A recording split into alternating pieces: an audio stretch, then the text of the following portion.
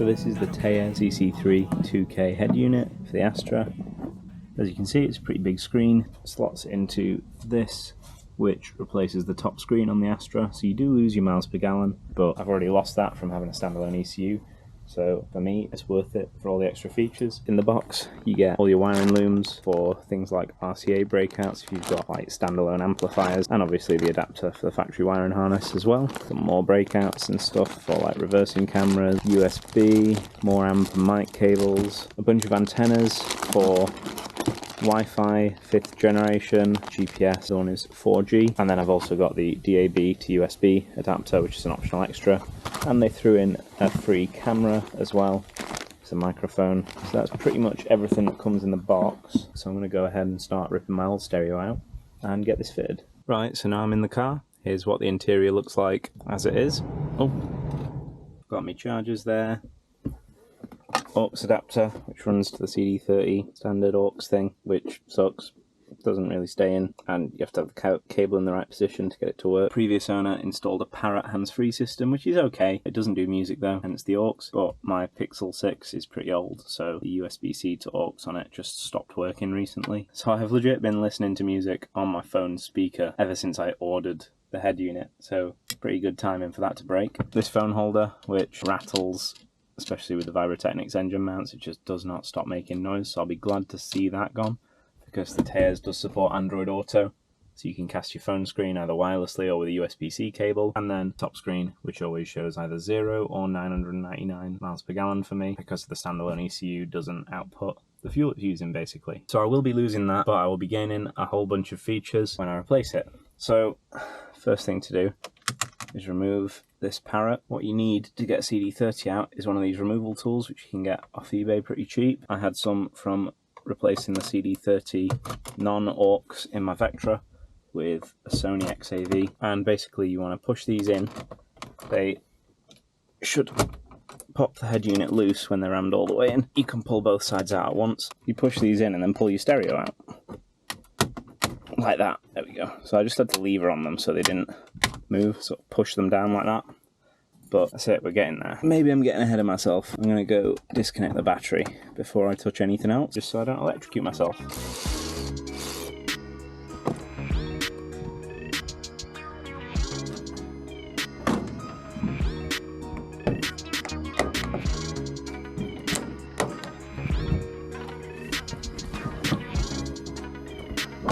So I'm going to start with unplugging things like the aerial connection, this ISO plug for the stereo loom, and then the trusty CD30 is out. This will be the second one of these I'll have stacked up in my garage. I should probably write the security code on it, get it on eBay or something. Now, I would like to take this Parrot out completely. I don't know what it wires into though, so we'll figure that out while we're at it. See, I'm wondering how much of this stuff is actually GM, it does say GM on it, versus just, because like this plug also looks the same as this one. So I'm wondering if this is part of the Parrot, considering these don't look like the factory wire colours. So I did some Googling, and this looks like the Parrot harness plugged into factory wiring harness. So I remove that. I believe all this is extra stuff, hence why it's got like a reverse wire hooked up and stuff. Yeah, it says connect blue to ignition, so that's not factory Vauxhall. And with that mystery solved, we can start ripping the dash apart so that we can fit the head unit. Starting with the 2 screws under the handbrake, then removing the gear stick surround and the 12-volt port to access the screws holding in the center console and the aircon panel, which just unclips from the top, and then 2 plugs need removing so that we can chuck it somewhere out the way.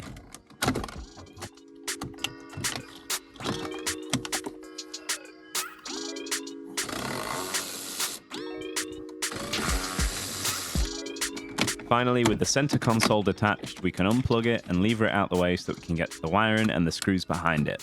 I'm going to leave this attached because I can reach the torque screws for the top screen without having to unplug this and just leave this dangling.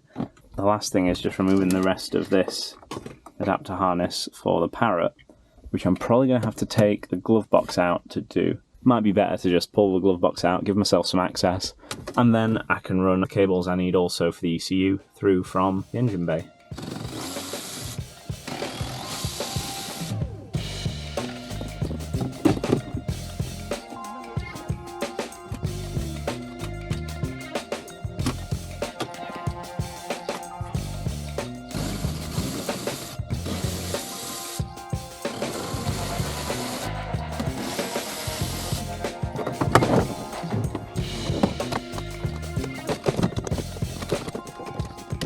Right, so I'm hoping all this lot can just be left unplugged. There's no like loose wires or anything. These are wires that I've just added. Yeah, making the mess worse. But these are the data logger and USB for my ECU, which I'm going to have in the glove box. I just thought while it's out, I might as well run those through. The rubber bung in here from the engine bay. Shine a torch on that for you. Yeah, thought I might as well run those through that rubber bung from the engine bay, just so I don't have to open the window to get the USB in, which I've been doing in the past. So the data logger's closer to the head unit, so it can connect through Bluetooth. So yeah, that's them. So now I'm going to start attaching things for the new stereo. So this is a little antenna amplifier box that I'll just plug in to the factory antenna plug, and then this side goes to back of stereo. I believe this is antenna power. I'm gonna have to figure out where to get that from. I think it might actually be hanging off the loom, the stereo adapter. So here is the stereo adapter in question. So one of these goes to the stereo and the other goes to the factory stereo harness. That snaps shut, easy peasy. And then these, the ones that fit, will plug into the back of the head unit. So yeah, here's an antenna power wire on this loom, which will power this antenna amplifier, and splice those. I've got some crimp connectors. I don't really want to use solder on car wiring. But yeah, I'm gonna, I guess, start putting the center console back together somewhat. After putting these wires in the right place, I guess they have to be fed back up so they stick out of here. Right, so I've plugged this back in, fed all these wires up to, so this one stays undone. I've fed all these wires up through the back of the dash so that they go to where the head unit is. So the two blues can now be spliced together. But first, I'm going to pass everything through this shroud, pop that into place, and then screw it in. So we're well on our way to being able to test it before putting the rest of the dash back together.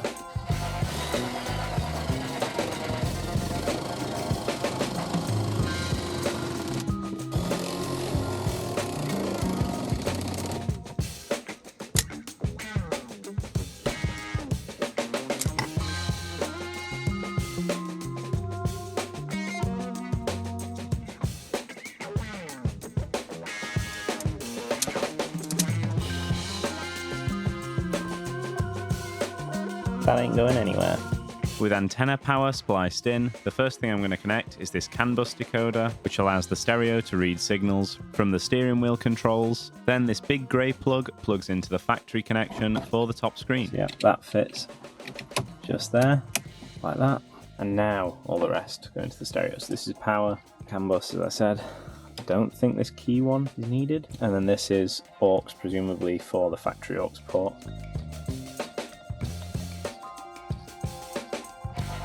I'll just perch this in here, see how it looks. The first time in the car. It's a shame about the lighting. It's getting dark because it's took me so long. So that is the first glimpse of it. That is going to be so nice. Right, I've switched the phone camera now, so I've got a light. It's getting dark out, but that's why the quality is a bit different. So what I've done now, I've run cables for the antennas, basically through this hole, out the front of the headlining. I'm going to run them across to the A-pillar, which I've popped off. You just get a screwdriver in the airbag labelled clip thing, pull it out, and then the bottom has a clip that also just pops off. So yeah, I'm going to run these down the A-pillar through the back of the dash, up here, and they just screw into these three ports here on the back of the head unit. I also did the DAB aerial, which is grounded here to the A-pillar. And the DAB aerial just plugs into this little module, which plugs into the USB of the head unit. We have light. So I've plugged the battery back in and the stereo appears to be working. I've not plugged these in yet, or the USB or anything, so I can't connect my phone to it, but at least we can see that it works. We're not Russian. Should put it in Hebrew. Ivrit. That's Hebrew for Hebrew. It has the eagles built in. I'm going to get a copyright strike if I play this. So it's took me ages to get to this point, partially due to the confusion of ripping the parrot stuff out. Honestly, already over the moon with it. You won't have been able to hear because it was Hotel California was the first song loaded onto it from the factory, and I don't want a copyright strike on the video, but the quality is amazing. The touchscreen is super responsive. Like, it reacts instantly. It's not laggy like the old Android head units you're probably used to. Quality is really crisp as well. I just can't wait to get it all set up and start playing with it with Wi-Fi and 4G enabled as well.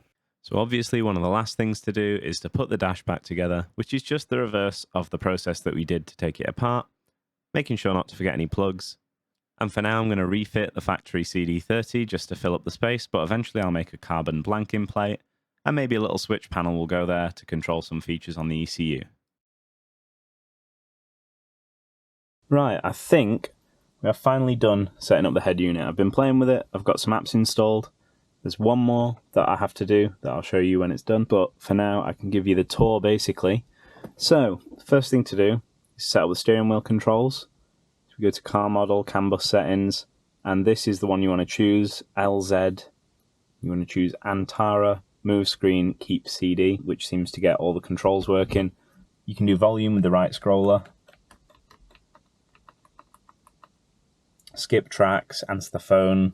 I don't know what these do, but they do something. Then what I've done is, in general, I've changed these to Google Maps from Yandex Maps, which is a Russian search engine, which is the default. Added the temperature and voltage displays up here, which are pretty nice. Logged into Google. I set my SIM card up as well, so it now has 4G. Set up CarLink, which is Android Auto or Apple CarPlay on this, so I can play songs from my phone, which is pretty sick. Obviously you've got all the apps that are on your phone. I've added the Play Store here so I can add new apps, one of which is DAB-Z, so that acts as a radio. So with this, you get all of the digital stations you can receive, basically, which are not quite as good quality as FM used to be, but if the signal's there, it's good. It's not fuzzy because it's digital, so Bluetooth hands-free, YouTube as well, so I can show you the sound quality with a song you might recognise if you've watched a few videos on my channel. All I need are a better day. Fuck me, I'm looking in the mirror, so foggy, but I've never seen clearer. I don't really think anyone can save me, and honestly I'm not really sure I want saving. I like to be my own worst enemy. I have never heard this car sound that good, really. Compared to the old CD30, this basically makes the CD30 sound like mush. If you listen to a song with words and multiple instruments, everything merges into one sound and you can't tell anything apart. With this, it's so clear, it's like a stereo should sound like.